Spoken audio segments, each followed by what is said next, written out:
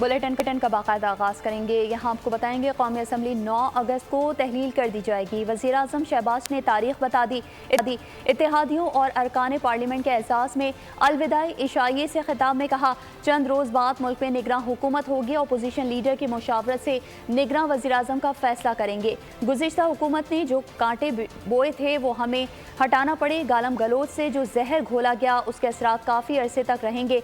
मुल्क डिफ़ॉल्ट होने के करीब था। IMF का चैलेंज था। तमाम तनकीद के बावजूद 15 माह में रियासत को बचाया। मईशत के लिए इनकलाबी सर्जिकल ऑपरेशन करना पड़ेगा। अगला जो सेटअप आएगा उसके सामने बड़े चैलेंजेस होंगे। हमने मखलूत हुकूमत का ये सफ़र 11 अप्रैल 2022 को इसका आगाज़ किया। इतने मुश्किल चैलेंजेस और मुश्किलात का हमें सामना करना पड़ा कि जो नाकाबिले बयान है।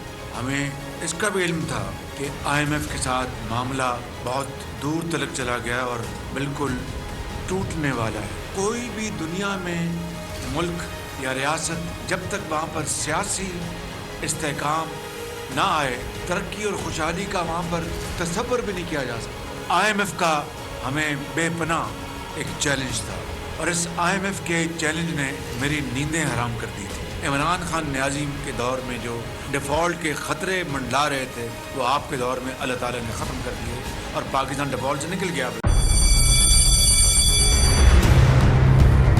जामियात में चलता गोरख धंधा, नौजवानों के मुस्तकबिल से खेलने वाली काली भेड़ों के आगे हुकूमत और इंतजामिया मुकम्मल बेबस। मुस्तकबिल के मेहमानों के तहफ्फुज़ के लिए बोल ने उठाई आवाज। सहाफती फराइज को निभाते हुए पहुंचाई हर खबर अवाम तक। बड़े स्कैंडल से जुड़े तमाम हकाइक रखे अवाम के सामने, क्योंकि बोल है पाकिस्तान का नंबर 1 न्यूज चैनल।